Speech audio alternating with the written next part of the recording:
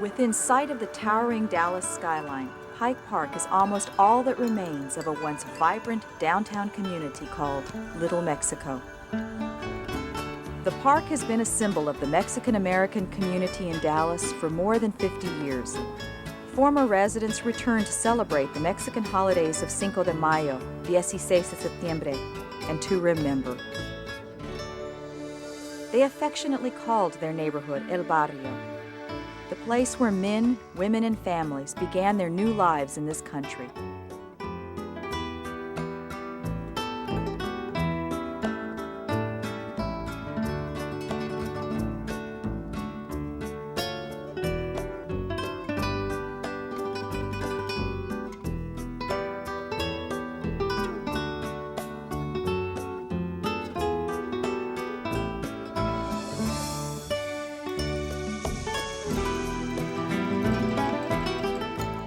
Thousands of Mexicans moved to Dallas between 1910 and the mid-1920s, fleeing the Mexican Revolution.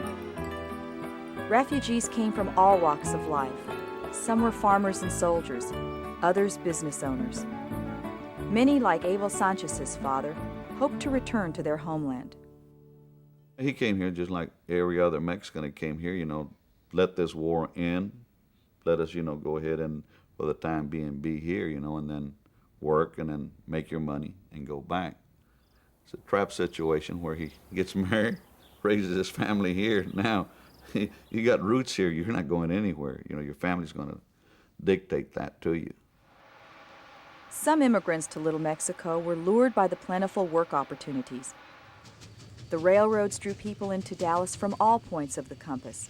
The railroad companies, factories, as well as the surrounding farms offered work for unskilled laborers. My uncle, Bruno Franco, he used to write letters and saying that there was good wages to be working here, a whole lot better than in Mexico. I love the town. And when I came to Dallas, I came to live with one of my sisters and just find a job.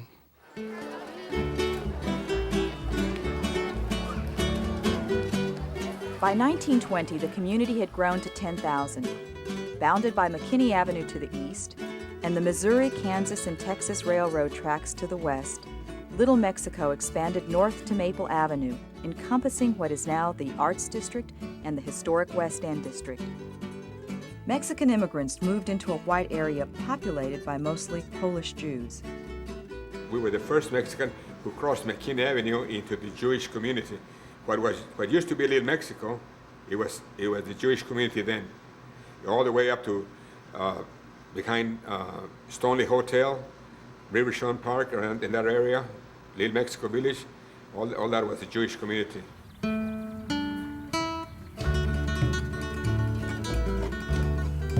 Living conditions throughout the barrio varied greatly. Some homes were made from scrap wood and tar paper. Railroad workers were allowed to live in boxcars by the tracks at the fringe of the neighborhood. The unpaved streets were lined with small frame houses.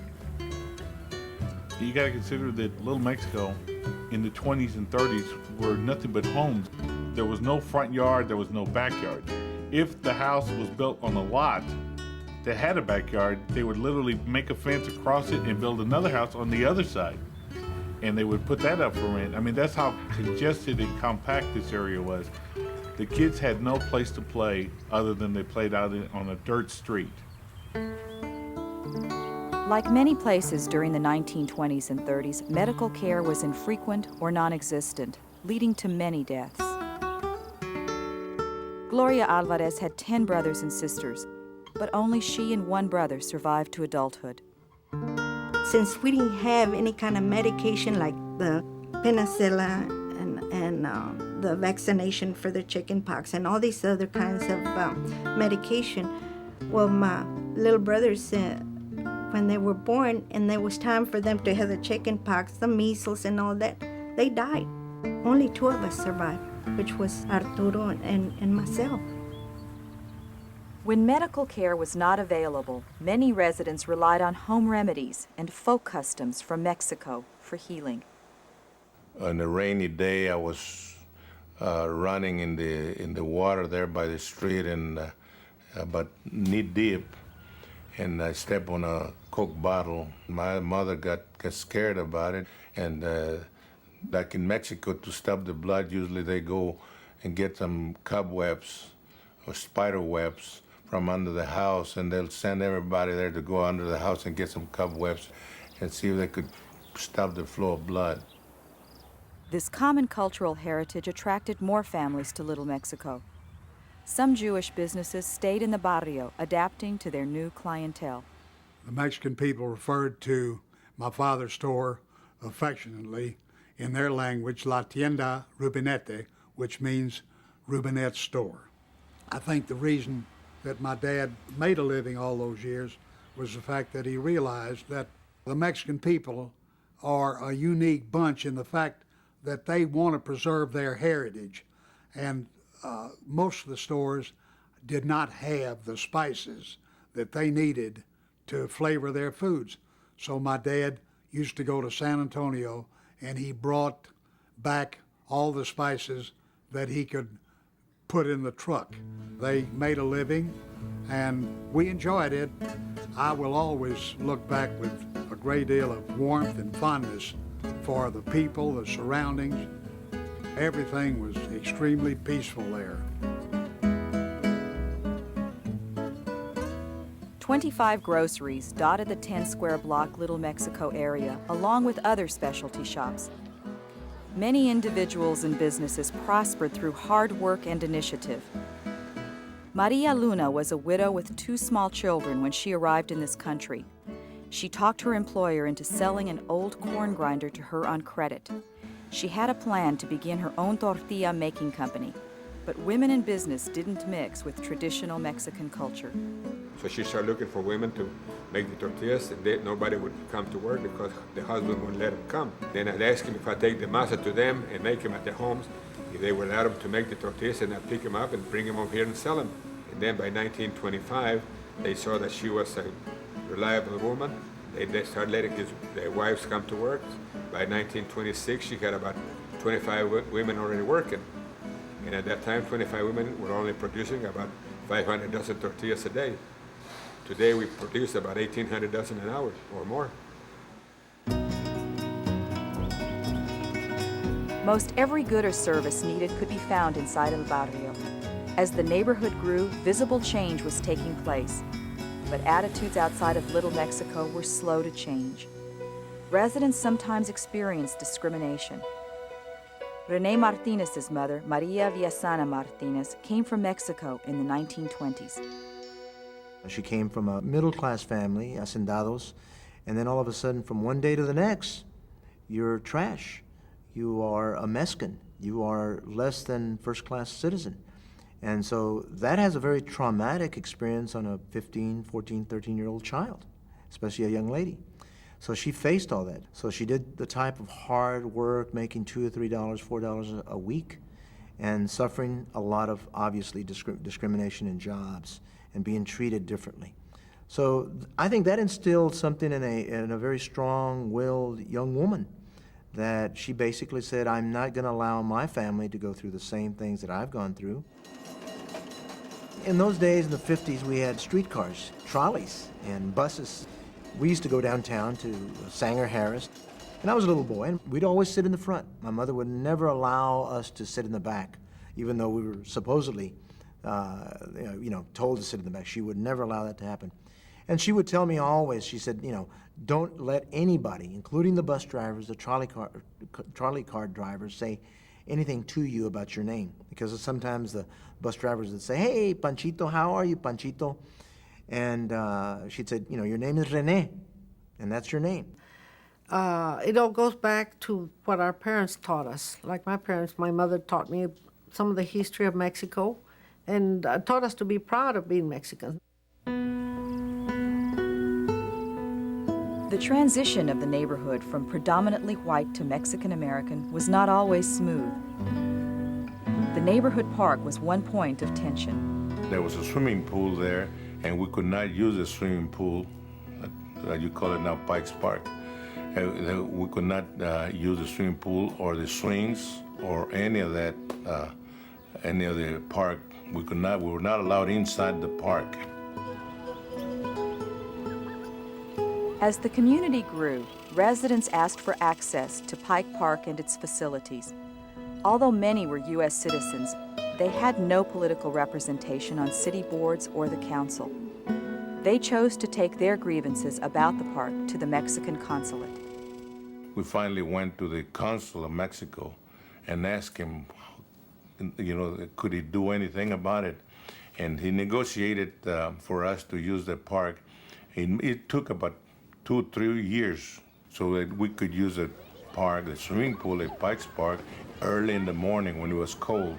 Swim on the dirty water that was left over from the day before when the Anglo kids swim there. The city's park board established regulations in 1931 for the joint use of Pike Park facilities for whites and Mexican Americans.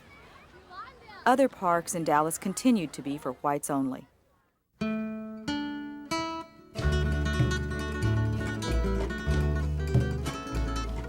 As a new generation grew up in the barrio, its residents learned to balance their proud Mexican heritage with the new American language and culture.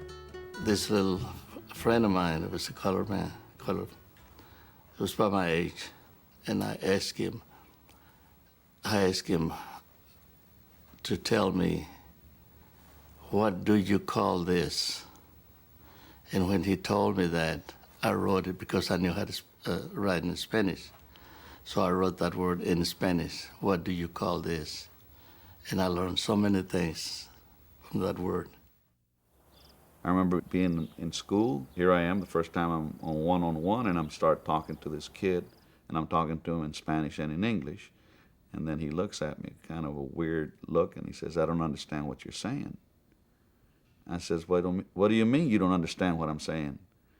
He says, that other language that you're speaking, I don't speak that language. And I thought, no, everybody talks like I do, I'm speaking one language, And then that's when I was aware that I was, in a sense, I wouldn't have thought, now the word that comes to my mind is bilingual, but I didn't know that was bilingual.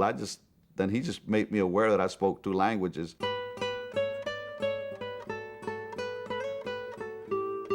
The sense of community in Little Mexico was one of mutual understanding, sharing good times and hardships. Mrs. Flores got sick, and she had 14 children. And of course, when she was sick, she couldn't do anything. So my mother and other neighbors would come in with a pot of chicken with rice and beans, tortillas. And let me tell you, my mother loved to cook, and she had a big stack of tortillas and plenty of food for them. And others would bring like pan de dulce, Mexican bread or sweet bread or whatever. And they all help out in every way. Well, the community was very closely knitted. In those days, nobody locked the doors. No air conditioning, we had to leave the doors open so we could get a breeze. There was no crime like it was right now, but we enjoyed those days. Voy a contarles un corrido muy mentado. Music was an important form of entertainment. It connected the people to their roots in Mexico. Enamorado, que fue borracho, parrandero y jugador. I had so many friends, and that at night we want to go serenade the girls, but we don't have any instruments. So we just go out there and just sing. And some of these fellas knew that I could sing, and I had a good voice. I was young. That's how it started. Our main thing was Latin music, tropical music, Cuban type music, Puerto Rican. We also mixed it with romantic boleros and music ranchera from Mexico. When I was growing up, the girls, before they're 15, you didn't go to any dances, When my brothers did, they'd go to the Club Lido. I remember that. My mother took me there one time, but it's close to Fair Park. Al Cortez would play there.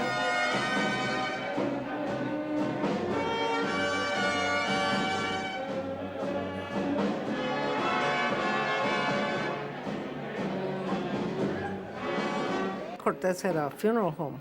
I got tickled one time because somebody said, Cortez plays for the people to dance on Sunday, and then he buries somebody else on Monday. That used to be a joke, but it was one of the first funeral homes owned by a Mexican in Dallas. The Mexican holidays celebrated at Pike Park were a tradition that began in 1926.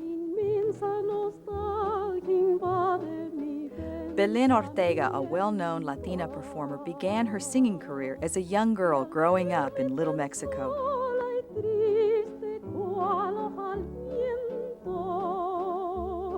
She sang in many area churches and at the numerous Pike Park fiestas. The administration of the fiesta, they would have a contest to see who decorated their booth the most original or prettiest. And they would get prizes. The people would get prizes, and they'd have tamales and enchiladas and hamburgers and everything, but especially the Mexican food. I remember the minute you walked in within a mile of the park, you could you could smell those enchiladas and everything else. And people went dressed up. The ladies dressed up, and the men dressed up. The Mexican Independence Day event, 16 de Septiembre, is one of the oldest commemorations of its kind in Dallas. It was a big gathering, like it is a fiesta, and the whole community did partake in that. The local Mexican consul participating on being the main event of the evening, way everybody waiting to hear el grito del 16 de septiembre. ¡Viva Don Miguel Hidalgo y Costilla! ¡Viva! ¡Viva México! ¡Viva! ¡Viva México! ¡Viva! ¡Viva México!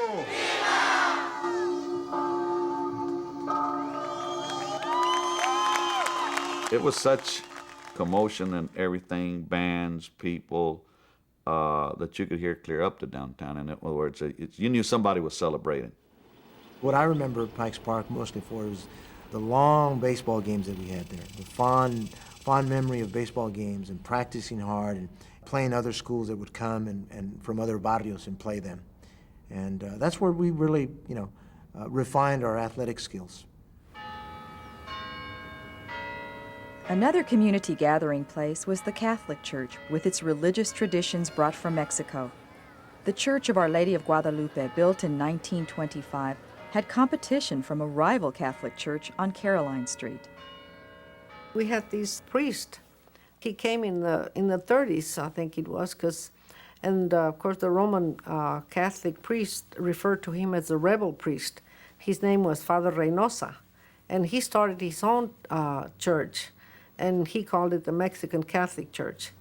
It was a Mexican Catholic Church because he did not want the money that was collected to go to Rome. He wanted it to either go to Mexico or stay here in Dallas.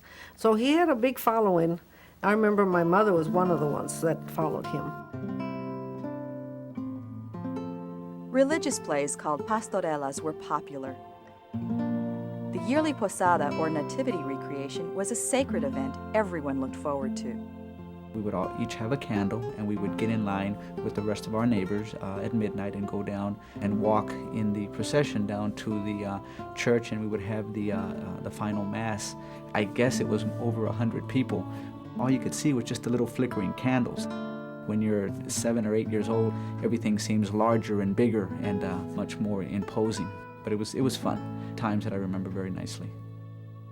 There were other activities affiliated with Our Lady of Guadalupe Church and St. Anne's Elementary School. The church established boxing for boys because growing up could be tough, and sportsmanship was a better way to settle their differences. They made a little club there, and we started boxing, and especially Padre Sebastian was pretty good at boxing himself, and he used to tell us he used to spar around and work at it. So he started teaching me. And not only did he explain to be a good sportsman and what a boxer is, he used to tell us, when that bell rings, you go in and you try to knock the other man out. But when the last bell rings of the last round, your friends, you cannot get mad at that person. That's what sports is. Medrano excelled at boxing. putting on exhibitions while employed as a riveter at North American Aviation during World War II. He soon used the discipline he learned in the ring to fight for civil rights. The war years were crucial to the political awakening of Mexican Americans. Returning soldiers wanted better opportunities and equality under the law. Shortly after the war, St. Anne's school officials saw a need for girls to continue their education. With the urging of the sisters and backing from the bishop, a commercial high school for girls was dedicated on September 28, 1947. They designed the high school basically because they wanted to give the girls something other than child raising, which is basically what they were going to end up being, or picking cotton or shelling pecans. They taught them not only to write and read, of course, they taught them typing. They had shorthand. My mother distinctly remembers them teaching them business skills that hopefully would allow them to go into a different area of the workforce. For the majority of children growing up in Little Mexico, going to public school came to represent becoming members of a greater Dallas community. By the 1950s, the neighborhood had spread west and north, with students attending Cumberland Hills School, located downtown on Ackerd, or Travis Elementary on McKinney Avenue. Both were aging schools built in the 1890s. Rene Martinez attended Travis until it was destroyed by fire in April of 1955. Students were transferred overnight to Cumberland Hills School. All I can remember was classrooms were crowded. We shared textbooks, 3 kids per textbook. To this day, I don't know how to write cursive because we missed that period in the lesson plan. We had no TOS scores in those days. And the restrooms were filthy. The lunchrooms were filthy. All blacktop outside, no grass. So we learned how to play sports so that we would not fall off our feet because we'd cut ourselves. Martinez's mother and others from the Travis PTA were concerned about school overcrowding and traffic problems. There were no school buses and children were crossing dangerous intersections to get to class. They wanted Travis rebuilt quickly. And it turns out that in those days in the Barrio, there was a garden club. There was an auxiliary Mexican-American club. And my mother belonged to it. And the Dallas Garden Club was chaired by Mrs. Woodall Rogers. And my mother, through her connections and her friends and her networking, somehow got the message to Miss Rogers to tell her that the conditions at Cumberland Hill were terrible. Mrs. Woodall Rogers, wife of the former mayor of Dallas, arranged for a newspaper reporter to do a story on the conditions at Cumberland Hill. Meetings took place with school officials, and 3 years later, in 1958, students returned to a new Travis Elementary School. The first thing is we had a gym. We'd never had a gym. And so my first thought was, God, we're going to have a basketball team. And that's how I got into basketball. And we finally had a facility that had new rooms, we had new desks, we had a beautiful auditorium. We had all these new lights, the old lights, the old gym, the old auditorium at Cumberland didn't have all the fancy lights. So we had a new building. The 1960s brought tremendous visible change to Little Mexico. Residents began moving to the suburbs, and businesses followed this urban flight. In 1966, the construction of the Dallas North Tollway began through the heart of Little Mexico. Although there were protests, some Mexican-American property owners were forced by state law to sell their homes for an average price of $10,000. Several renters lost their homes to commercial development and freeway expansion. Abel Barron and his family lived in their home until 1972. The house sat vacant in the Barrio for 20 years. One day I get a call from my mom and she's crying on the phone. And I go, Mom, what's wrong? What's wrong? Calm down. And she says, they're tearing the house down. And it didn't dawn on me. I said, what house, Mom? She goes, the house in El Barrio. I said, really? So I put down the phone and I looked out my window, and sure enough, there was a small crane out there just putting holes in the old house. And I could have run across the street, but I jumped in my truck and I drove over. And I just kind of stood there. In fact, the foreman came over and he said, can I help you? I said, no, I'm just watching. So it was very traumatic.